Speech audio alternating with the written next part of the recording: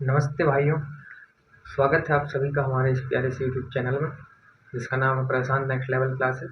और इस वीडियो के अंदर हम जो है इंट्रोडक्शन पार्ट है ये हमारा, जो हमने अभी चालू किया है सेशन हमारा जो चल रहा है 2024-25 की जो गणित है 10वीं की मैथ है, वहाँ पर हम जो है सॉल्यूशन एग्जाम्पल सहित देखेंगे। और यहाँ पर आप जो भी लिखा है 10वीं की गणित सब्जेक्ट मेरे द्वारा इसे जो है पढ़ाया जाएगा। और इंट्रोडक्शन पार्ट रहेगा, ये पार्ट 1 रहेगा, भाग 1 रहेगा, और हिंदी और इंग्लिश माध्यम दोनों में ये चलेंगी क्लासेस, आखिरी तक चलेंगी। ऐसे ही हम हर एक एग्जाम्पल को डिस्कस करेंगे, हर एक क्वेश्चन को डिस्कस करेंगे, और छोटी छोटी चीज़ों को भी यहाँ पर हम डिस्कस करने वाले हैं इस वीडियो के अंदर। और ज़्यादा लंबा नहीं करेंगे हम इस वीडियो को, क्योंकि जो है हम थंबनेल में देखकर ही समझ जाते हैं कि यार 50 मिनट की वीडियो है, कौन देखे। तो 10-20 मिनट की वीडियो रहती है, उसमें काम की चीज़ें रहती हैं भाई, तो हमारा मन भी लगता है देखने में। मैं एक लाइट और ऑन और कर देता हूँ ताकि आपको साफ दिखे।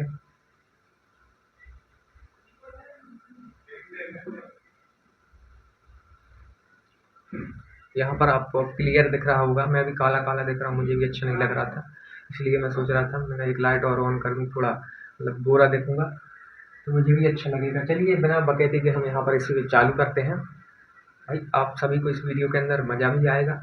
और एक चीज़ आप मान करके चलें मेरी, कि मैं जो पढ़ा रहा हूँ, जो भी मैं लिखाऊंगा, जो भी कुछ यहाँ पर प्रोग्राम चलेगा, वो आप अपनी नोटबुक में नोट्स जहाँ पर भी आप बना रहे हैं, या फिर अलग से एक कॉपी ले लें, वहाँ पर बनाते चलें। और देखो प्रैक्टिस का खेल है, आप कॉपी भरने से कोई मतलब नहीं है, आपकी समझ में नहीं आएगा तो आप क्या ही कर पाओगे। तो देखो आप पॉलिनोमियल जो हमारा चैप्टर है,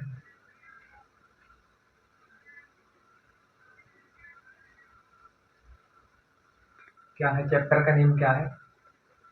पॉलिनोमियल या बहुपद हम जिसे बोलेंगे।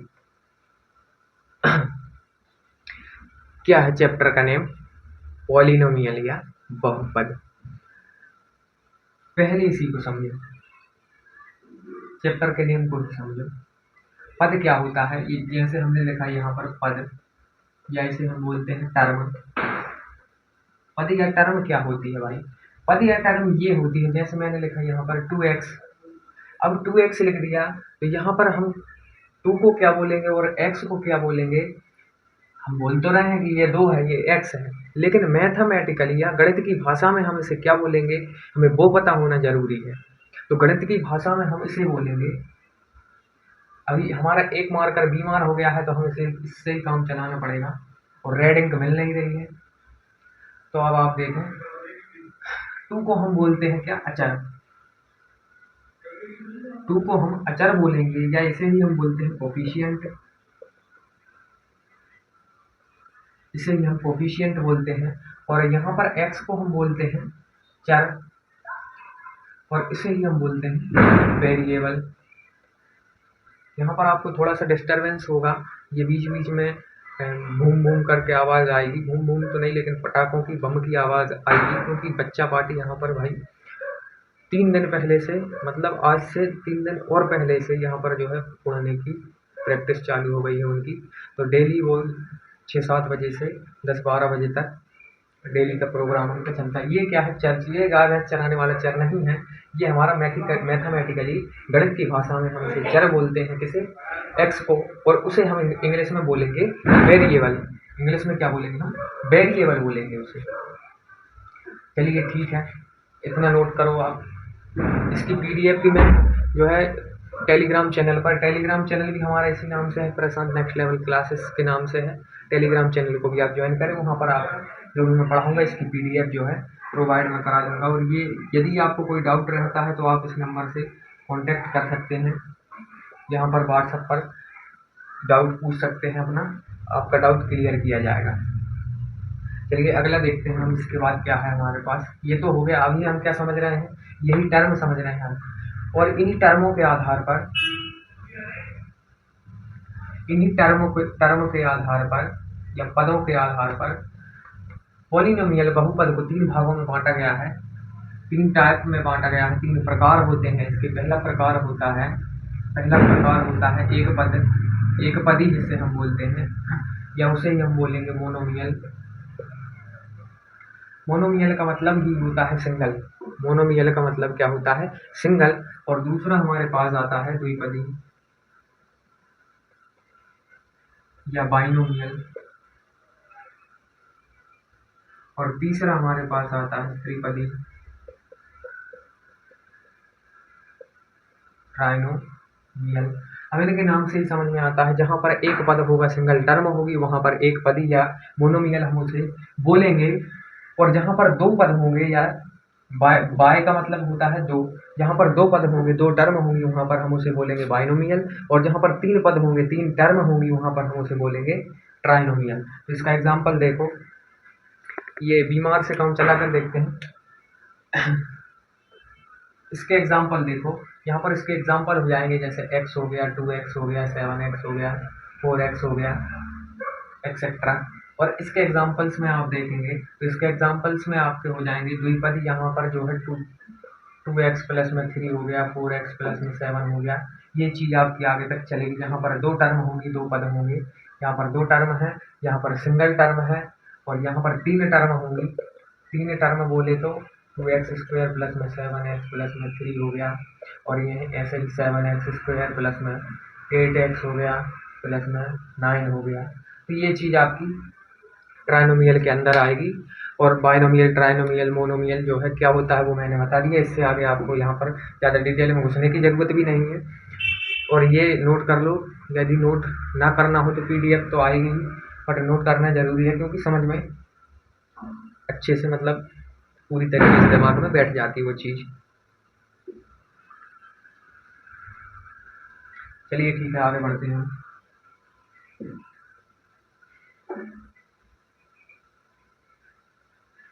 अच्छा, अब एक चीज़ आती है कि जिस, जैसे मैं यहाँ पर लिखता हूँ कि x² लिखा मैंने, अब x की पावर 3 लिखी, x की पावर 4, x की पावर 5, ये मैंने लिखा और मिटा दिया, क्योंकि पहले लिखने से कोई मतलब नहीं है। पहले मैं एक पॉइंट लिखता हूँ यहाँ पर कि highest power of x called degree of polynomial. Notes में अगर यहाँ पर पॉलिनोमियल हो तो वहाँ पर आप करेक्शन करके x कर देना। और इसे हिंदी में क्या बोलेंगे हम, चर के बहुपद, चर के बहुपद में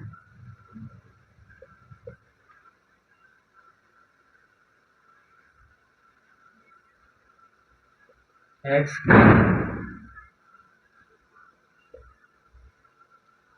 की उच्चतम घात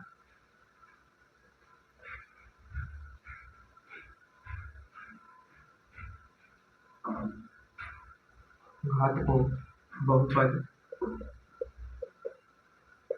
की घात कहते हैं।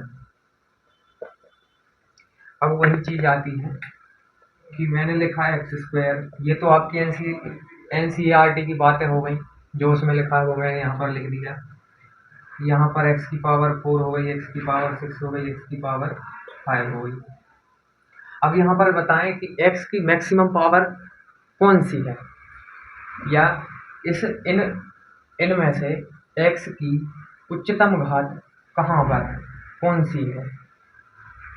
क्या लिखा है, बहुपद के चर की उच्चतम घात को क्या बोलते हैं हम, बहुपद की घात। यहाँ पर आप देखेंगे कि 6 है, तो यहाँ पर इसकी उच्चतम घात क्या हो जाएगी, 6 हो जाएगी। और इसे ही हम बोलेंगे डिग्री ऑफ पॉलिनोमियल, या डिग्री ऑफ पॉलिनोमियल, या बहुपद की घात बोलेंगे हम इसे।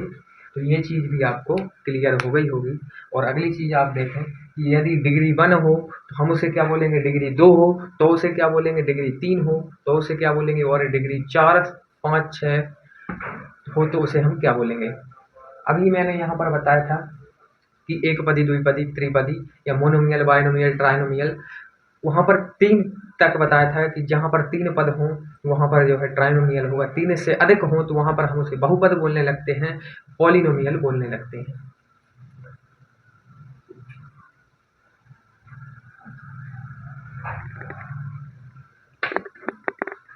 यहाँ पर आप देखो पहला पॉइंट।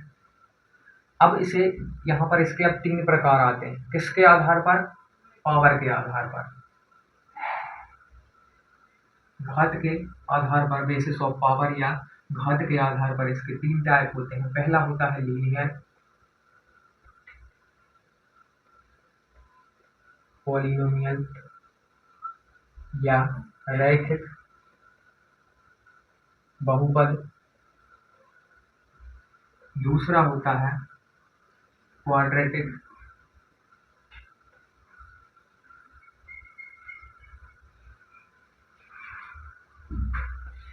पॉलिनोमियल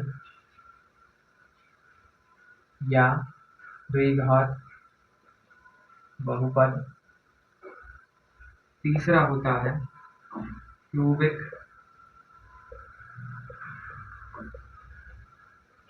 पॉलिनोमियल या त्रिघात बहुपद। ये तो होगा इसके नाम। इसके नाम कि इसे जो है पावर या घात के आधार पर इसे बांट दिया है, और इन नामों, ये उसके नाम है। इसे बांट दिया पावर या घात के आधार पर, बेसिस ऑफ पावर या घात के आधार पर इस 3 भागों में विभाजित कर दिया है, बांट दिया है। अब इसका मतलब क्या होता है? ये आपकी एनसीईआरटी की बातें हैं। इसका मतलब क्या होता है? लीनियर पॉलिनोमियल या रैखिक बहुपद का मतलब होता है जहां पर भी चर के बहुपद की डिग्री 1 होगी, जहां पर भी पॉलिनोमियल की डिग्री 1 होगी या पॉलिनोमियल की डिग्री 1 होगी, वहां पर हम उसे डिग्री 1 या घात 1 होगी, वहां पर हम उसे रैखिक बहुपद या लीनियर पॉलिनोमियल बोलेंगे। डिग्री 1 का मतलब है, एग्जाम्पल देखो आप, डिग्री 1 का मतलब है ये x है, 2x है, 7x है, वगैरह वगैरह। मतलब डिग्री 1 का मतलब है उसके ऊपर कोई भी पावर नहीं होनी चाहिए, एक्स्ट्रा पावर नहीं होनी चाहिए, अतिरिक्त घात नहीं होनी चाहिए, सिर्फ सिंगल पावर होनी चाहिए। सिंगल पावर का मतलब है 1, डिग्री 1। कुल मिलाकर के बात ये है कि यहाँ पर अगर आपको और पावर ज़्यादा पावर दिखती है, घात ज़्यादा दिखती है, तो वहाँ पर हम उसे लीनियर पॉलिनोमियल ना बोल करके जो भी उसके अंतर्गत आएगा नाम, वह हम बोलेंगे। इसे हम बाद में देखेंगे, जाने कम पड़ेगी। तो यहाँ पर ये चीज़ क्लियर हो गई कि लीनियर पॉलिनोमियल या रैखिक बहुपद हम किसे बोलेंगे? उसे जिसकी डिग्री 1 होगी या घात 1 होगी, उसे हम रैखिक बहुपद या लीनियर पॉलिनोमियल बोलेंगे। उसके एग्जाम्पल ये रहेंगे। क्वाड्रेटिक पॉलिनोमियल पर आते हैं, द्विघात बहुपद पर आते हैं। तो यहाँ पर इसकी डिग्री या घात जो है 2 होनी चाहिए। 2, जहाँ पर इसकी डिग्री या घात होगी उसे हम बोलेंगे क्वाड्रेटिक या द्विघात बहुपद बोलेंगे। इसके एग्जाम्पल्स देखो, इसके एग्जाम्पल्स हो जाएंगे 2x square, x square, 7x square, 9x square. ये इसके एग्जाम्पल्स हो जाएंगे। और ये जो शब्द है क्वाड्रेटिक, ये जो शब्द है क्वाड्रेटिक या द्विघात जो शब्द है, ये कहाँ से लिया गया है मेरे भाई? इसका मीनिंग होता है क्वाड्रेट से लिया गया है। ये इसे हिंदी में भी क्वाड्रेट ही बोलते हैं। क्वाड्रेट का मतलब होता है स्क्वायर या वर्ग। इसका मतलब होता है, इसका मीनिंग क्या होता है? इसका अर्थ होता है स्क्वायर या वर्ग। इसे क्वाड्रेटिक शब्द को क्वाड्रेट से लिया गया है। तो जहाँ पर भी डिग्री 2 दिखे आपको, वहाँ पर आप उसे द्विघात बहुपद बोलेंगे। यहाँ जहाँ पर भी आपको घात 2 दिखे, वहाँ पर जो है क्वाड्रेटिक पॉलिनोमियल या द्विघात बहुपद आप उसे बोलेंगे। अब आता है क्यूबिक। क्यूबिक क्या होता है? देखो यार, लिखते चलो, बहुत अच्छा रहेगा।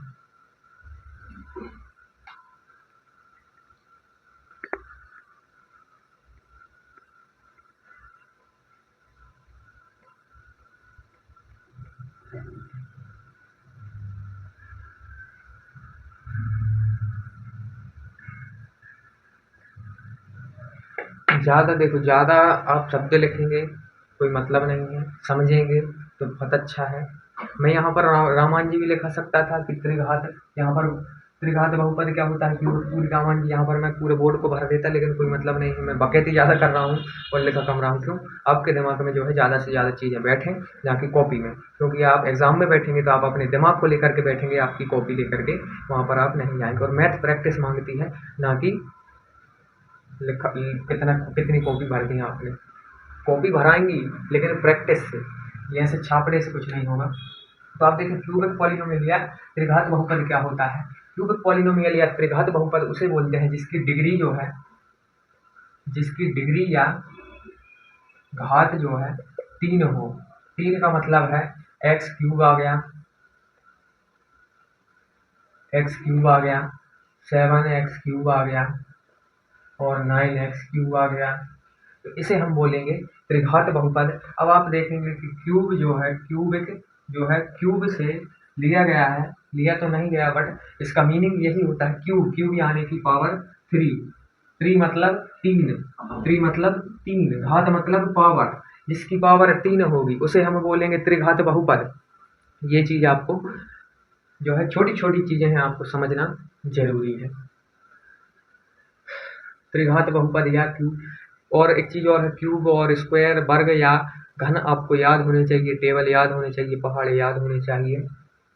जैसे आपसे पूछ लिया जाए कि 11 का क्यूब क्या होता है, तो आपका आंसर होना चाहिए कि 1331 होता है। 16 का क्यूब क्या होता है, तो आपका आंसर होना चाहिए 4096 होता है। इसी तरीके से आपको 20-30 तक जितने भी आपकी क्षमता हो उतने आप याद कर लें। तो ये चीज आपने अब देख ली, इसको नोट कर लो। अब इसे नोट करने के बाद हम देखेंगे कि इसका ज्योमेट्रिकल मीनिंग क्या होगा।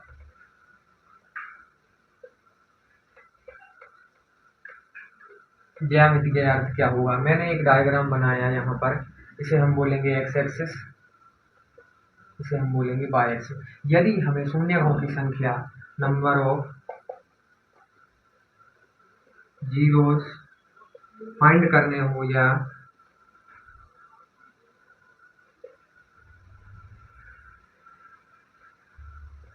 शून्यों की संख्या हमें फाइंड करनी हो, इसके लिए पीएक्स के लिए यदि हमें शून्यों की संख्या फाइंड करनी है तो हम उसे कैसे करेंगे। यदि पी एक्स लिखा है मेरे भाई, तो यहाँ पर हमें एक्स एक्सिस से मतलब होता है, ना कि वाई एक्सिस से। और 2.1 में आपको एक क्वेश्चन दिया हुआ कि ऐसा, ये अपना क्या होता है, ओरिजिन। यहाँ पर एक लाइन खींची गई है, इस लाइन को हम बोलेंगे पॉलिनोमियल लाइन या बहुपद रेखा हम इसे बोलेंगे। तो जिस किसी ने भी उस एक्सरसाइज को, क्योंकि समय ज़्यादा हो गया है, आप सोल्व करके बैठ चुके होंगे, ये वीडियो सिर्फ उनके लिए है जो रिवीजन कर रहे हैं, या जिनका जो बिल्कुल मतलब इसी आस में बैठे हैं। जैसे कोविड के टाइम पे हमारी जो क्लास थी, क्लास में एक लड़का था 10वीं, 2020-21 के समय की बात है, हाँ 20 या 21, मतलब कोविड के बाद का पीरियड था। तो वहाँ पर एक लड़का था, वो भाई साल भर बोलता रहा पेपर नहीं होंगे नहीं होंगे, 18 फरवरी से पेपर हो गए, सारी उसकी जो मेहनत थी साल भर बोलता रहा, वो सब बर्बाद हो गए। तो यहाँ पर आप देखो, ये मैंने छोटा सा मजाक किया, क्योंकि हंसना भी जरूरी है। तो यहाँ पर हमें नंबर ऑफ जीरोस फाइंड करने हैं एक्स के लिए, मतलब एक्स एक्सिस के लिए हमें नंबर ऑफ जीरोस फाइंड करने हैं, शून्यों की संख्या फाइंड करनी है। तो यहाँ पर यदि मैं ऐसा लिख दूँ, यहाँ पर शून्यों की संख्या क्या है, एक्स एक्सिस मतलब हमें पी एक्स मतलब एक्स एक्सिस से मतलब है, ना कि वाई एक्सिस से। तो यहाँ पर शून्यों की संख्या 2 हो जाएगी। 2 क्यों हो जाएगी, उसका कारण है एक, क्या कारण है, जब भी हम पी एक्स के लिए फाइंड कर रहे हैं तो पी एक्स का मतलब है एक्सिस के लिए फाइंड करना है, एक्सिस पर फाइंड कर रहे हैं शून्यों की संख्या या नंबर ऑफ जीरोस। तो वहाँ पर जो भी लाइन एक्स एक्सिस तो काट कर जा रही है, इंटरसेक्ट करके जा रही है, और जितनी बार इंटरसेक्ट कर रही है उतने हमारे पास नंबर ऑफ जीरो या शून्यों की संख्या हमारे पास उतनी ही होगी जितनी बार वो उस लाइन को काट रही है, एक्सिस को इंटरसेक्ट कर रही है। यहाँ पर हमारे पास 2 जो है नंबर ऑफ जीरोस हो जाएंगी। तो ये चीज भी आप लिख लें। और अब देखो, अब एक नई चीज और होती है, ये छू नहीं पाई लेकिन आप मान करके चलें, क्योंकि गणित का काम ही है। मान लो लेट मान करके चलो, यहाँ पर मान करके चलो कि ये छू छू कर जा रही है, या में से कुछ बच्चे होते हैं शरारती, नॉटी बॉय, ये छू गई भाई, कैसे भगा दो। अब यहाँ पर देखेंगे नंबर ऑफ जीरोज क्या होंगे, नंबर ऑफ जीरोज क्या होंगे। अब एक पॉइंट और आता है, एक पॉइंट नोट करो कि जब भी एक्स एक्सिस के बारे में यदि हम चर्चा कर रहे हैं तो एक्स एक्सिस को जो भी लाइन जो है छू कर भी जाए, टच करते हुए जाए, और जितनी बार टच करेगी उतने हमारे पास नंबर ऑफ जीरोज होंगे, या शून्यकों की संख्या हमारे पास उतनी ही होगी कि जितनी बार वह उसे छू करके जा रही है। पहली चीज याद रखेंगे आप इंटरसेक्ट, और दूसरी चीज आप रखेंगे टच। ये दो चीज आप याद रखें, जितनी बार इंटरसेक्ट करेगी उतने नंबर ऑफ जीरोज होंगे, जितनी बार टच करेगी उतने नंबर ऑफ जीरोज होंगे। यदि इंटरसेक्ट और टच दोनों साथ में हो रहे हैं, ऐसे हो रहे हैं, तो आप इसको भी काउंट करेंगे, इसको भी काउंट करेंगे, दोनों को काउंट करके चलेंगे, तो यहाँ पर आपके दो नंबर ऑफ जीरोज फिर से हो जाएंगे। तो ये चीज आप इसमें कंफ्यूज ना हो, तो ये नोट कर लिया होगा। अब अगली चीज देखते हैं।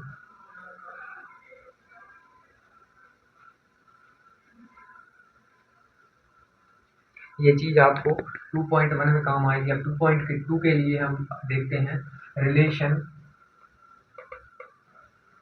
बिटवीन जीरोस एंड कोफिशिएंट, शून्य और कोफिशिएंट या चर अचर के बीच संबंध। कैसे संबंध है इनके बीच में वो हम देखेंगे। भाई संबंध अच्छे ही होंगे, जब हम पढ़ रहे हैं पूरे संबंध होते तो हम इसमें समय बर्बाद क्यों करते। तो संबंध अच्छे ही है। रिलेशन बिटवीन हमें पढ़ना है, relation between zeros and coefficient, अचर और शून्य के बीच का संबंध। दो संबंध होते हैं, एक सम का संबंध होता है, एक योग का संबंध होता है, और एक प्रोडक्ट का संबंध होता है, गुणांक का या गुणनफल का संबंध होता है। तो पहले हम योग वाला देखेंगे, योग क्या होता है। योग अगर आप देखें, सम ऑफ जीरोस क्या होता है, या शून्यकों का योग।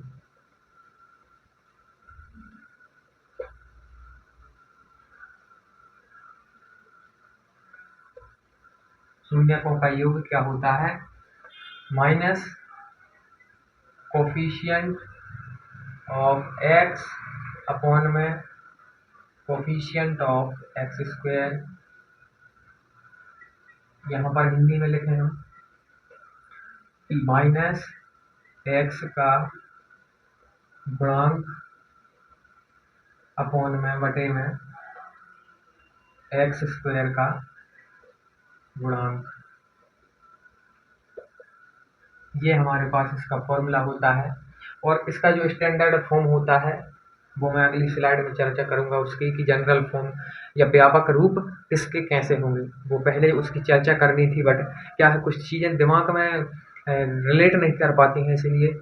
और यहाँ पर पट पट हो रहा था, मतलब दीपावली के जो त्यौहार आ रहा है तो उसकी खुशी पहले से, बहुत पहले से झलक रही है बच्चों के चेहरे पर, हमारे छोटे भाई बहनों के चेहरे पर। तो उस कन्फ्यूजन में जो है, उस डिस्टर्बेंस के कारण दिमाग से कुछ चीज़ें। चलिए देखते हैं शून्यकों का योग या sum of zeros. Sum of zeros का मतलब है, जब भी हम क्वाड्रेटिक पॉलिनोमियल की बात करेंगे, जब भी हम द्विघात बहुपद की बात करेंगे, हमें दो जीरोज मिलेंगे आखिर में जाकर के। दो जीरोज कौन से होंगे, दो जीरोज हमारे पास में आएंगे, इसे एक को हम बोलेंगे अल्फा, एक को हम बोलेंगे बीटा। एक को हम बोलेंगे अल्फा, एक को हम बोलेंगे बीटा। यदि इनका योग हो रहा है तो alpha plus beta is equal to में।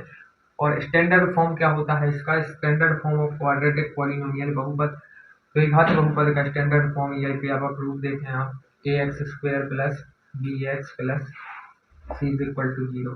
इस इक्वेशन की ज़रूरत आपको 2.2 में बहुत ज़्यादा पड़ने वाली है। तो यहाँ पर अब आप देखें कि x का गुणांक क्या है, x का गुणांक क्या है, कोफिशिएंट ऑफ x क्या है, b है हमारे पास, और यहाँ पर माइनस ऑलरेडी लगा हुआ है, आपके एनसीईआरटी में जो है ये फॉर्मूला दिया हुआ है, तो माइनस पहले से लगा हुआ है तो हम उसे ऐसे ही इसको नहीं छेड़ेंगे। और यहाँ पर नीचे आप देखें कि एक्स स्क्वायर का गुणांक क्या है, ए है, एक्स स्क्वायर का कोफिशिएंट ए है। तो ये हमारे पास योग बनता है भाई शून्यकों का, ये योग बनता है। यदि हमें किसी भी चीज़ को वेरीफाई करना हो तो हम उसका योग निकाल करके, दो जीरोज आएंगे उनको ऐड करके, और उसके बाद जो भी हमारी इक्वेशन क्वाड्रेटिक इक्वेशन दी रहेगी या द्विघात समीकरण दिया हुआ रहेगा, जो भी हमारे पास इक्वेशन रहेगी, उस इक्वेशन में हम b देखेंगे कि b क्या है और a क्या है। इन वैल्यूज़ को पुट करके हमारे पास दो वैल्यूज़ निकल करके आएंगी, यहाँ पर एक इस साइड आएगी, एक इस साइड आएगी। यदि दोनों सेम है तो हमारे सॉल्यूशन सही है, यदि दोनों डिफरेंट है तो हमने कहीं ना कहीं गलती कर दी है।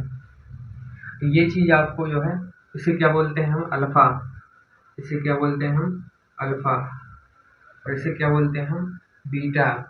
ये बेटा जैसे स्पेलिंग है, बट इसे बोलते हैं हम बीटा, और इसे बोलते हैं अल्फ़ा। अब हम इसके बाद देखेंगे शून्यकों का गुणनफल या प्रोडक्ट ऑफ जीरोज क्या होते हैं। प्रोडक्ट ऑफ जीरोज देखो, ये तो हो गया अपना सम।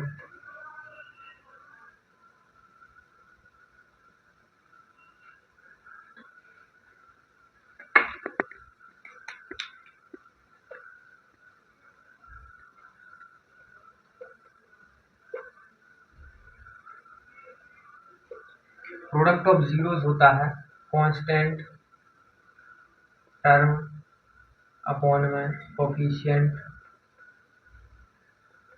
ऑफ एक्स स्क्वायर, या जिसे हम बोलते हैं शून्यकों का गुणनफल होता है अचर पद अपॉन में बटे में एक्स स्क्वायर का गुणांक, एक्स स्क्वायर का गुणांक। और यदि हम इसे लिखें अल्फा और बीटा के फॉर्म में, तो अल्फा डॉट बीटा, बीटा हम हमारे हिसाब से लिखेंगे, हमारे हिसाब से हम ऐसा लिखते हैं और होता भी ऐसा ही। तो कांस्टेंट टर्म यहाँ पर आप देखें कि अचर पद कौन सा हमारे पास सी है, बटे में एक्स स्क्वायर का जो कोफिशिएंट है, एक्स स्क्वायर का गुणांक है वो है ए। तो ये चीज़ जो आती है, ये गुणनफल के अंदर आती है, प्रोडक्ट के अंदर आती है। इसे क्या बोलते हैं हम, अल्फा और बीटा। यदि हम इसका प्रोडक्ट निकालेंगे, हमारे पास दो जीरोज आए अल्फा और बीटा के फॉर्म में, अल्फा और बीटा के रूप में हमारे पास दो जीरोज आए, उनका प्रोडक्ट निकालना है, बराबर में रख दो सी अपॉन ए। सी अपॉन ए मतलब कांस्टेंट टर्म जो हमें इक्वेशन समीकरण में दी रहेगी, सी अपॉन में ए रख दो। तो यहाँ पर दोनों वैल्यूज हमारे पास सेम आएंगी, तो हमारा समीकरण जो सॉल्यूशन है वो सही है। यदि दोनों टर्म जो है, या दोनों जगह जो डिफरेंट वैल्यूज आ रही हैं, वहाँ पर अपना आंसर या जो सॉल्यूशन है, हल है, वो गलत हो जाए। तो यहाँ पर ये अपना रिलेशन हो गया, इनके संबंध हो गए, बहुत अच्छे संबंध थे, आपको समझ में आ गए होंगे। अब हम अगली चीज़ देखेंगे।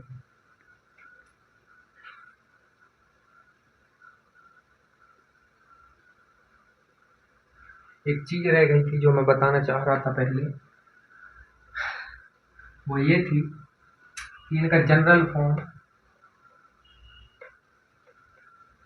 या व्यापक रूप क्या होता है। जनरल फॉर्म या व्यापक रूप, त्रिघात बहुपद का ये व्यापक रूप होता है। अब हम देखेंगे क्वाड्रेटिक,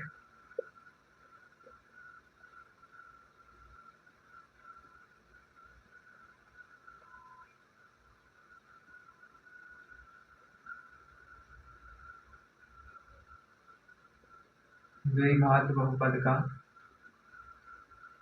व्यापक रूप ए एक्स स्क्वायर जमा बी एक्स। ज़्यादातर आपको इसकी ज़रूरत पड़ेगी, इसकी ज़रूरत इतनी ज़्यादा नहीं पड़ेगी क्योंकि यहाँ पर आपको उस टाइप के क्वेश्चन ही नहीं दिए हैं आपकी बुक में। इसकी ज़रूरत आपको ज़्यादा पड़ने वाली है। तो ये चीज़ अब आपको समझ में आ चुकी है। तो अब हम एक एग्जाम्पल देखेंगे आपकी बुक का 2.2 प्रश्नावली का पहला क्वेश्चन का पहला जो प्रोग्राम है वो देखते हैं हम।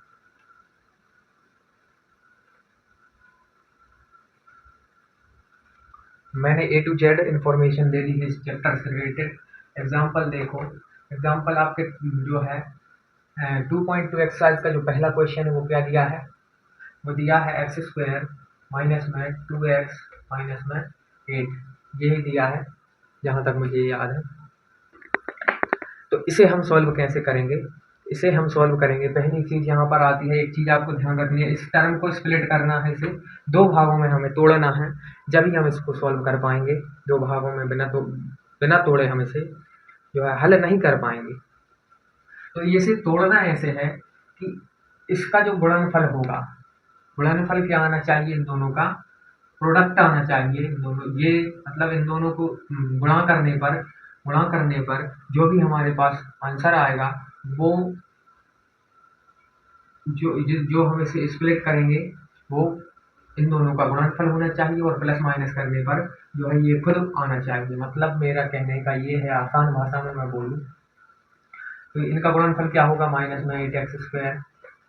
तो इसे प्रोडक्ट करने पर, इंटू करने पर, मल्टीप्लाई करने पर या गुणा करने पर ये चीज़ आनी चाहिए, और प्लस माइनस करने पर ये खुद आना चाहिए, 2x माइनस का 2x ये खुद आना चाहिए। तो हम इसे स्प्लिट कैसे करेंगे, हम इसे स्प्लिट इस तरीके से करेंगे कि x² minus 4x plus 2x minus 8। अब आप देखें कि 4 2 8 होता है, 8x² हो जाएगा, वो माइनस का 8x² हो जाएगा, और यहाँ पर माइनस 4x में से हम प्लस 2x को सॉल्व करेंगे तो हमारे पास माइनस का 2x बचेगा। अब यहाँ पर आप देखें, यहाँ पर क्या, कौन सी चीज़ हमारे पास कॉमन आ रही है, तो हमारे पास x कॉमन आ रहा है, x कॉमन आ रहा है, अंदर हमारे पास बचेगा x माइनस में 4 बचेगा, x माइनस 4 बचेगा, और यहाँ पर यदि हम 2 कॉमन लेकर के चलें तो यहाँ पर भी हमारे पास x माइनस में 4 बचेगा। अब हमारे पास दो टर्म आ गए, दो पद आ गए, दो वैल्यूज आ रही,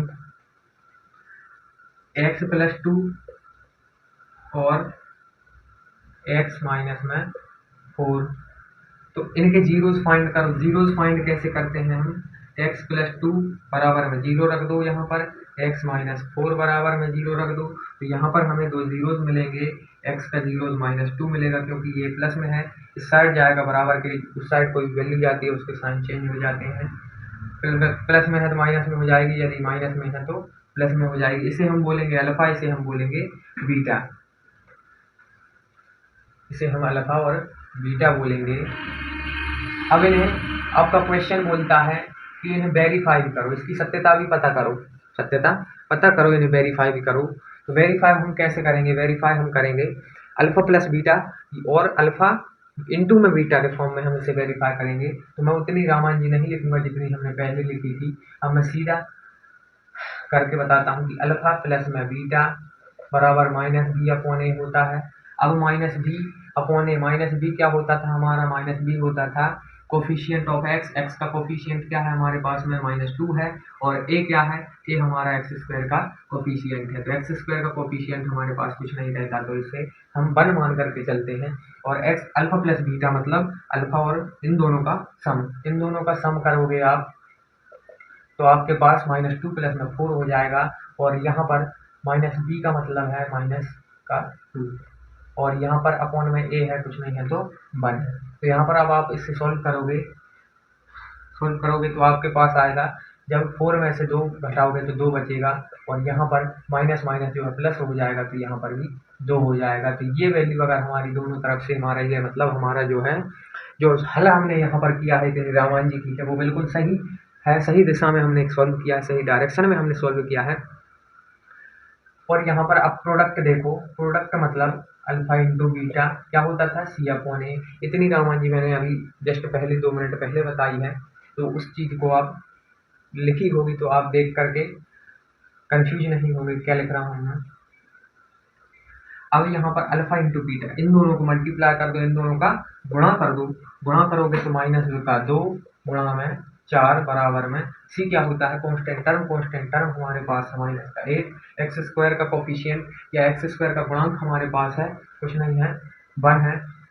यहाँ पर 4 टू जा 8 हो जाएगा, 4 दूनी 8 हो जाएगा, 4 दूनी 8 होगा तो यहाँ पर माइनस का साइन है तो माइनस, और यहाँ पर भी माइनस, तो यहाँ पर भी वैल्यू हमारे पास सेम आई है। मतलब हमारा जो है जो सॉल्यूशन था हमारा वो बिल्कुल सही था। और इसी तरीके से आपका 2.2 एक्सरसाइज का पहला क्वेश्चन का जो पहला पार्ट था वो कंप्लीट होता है।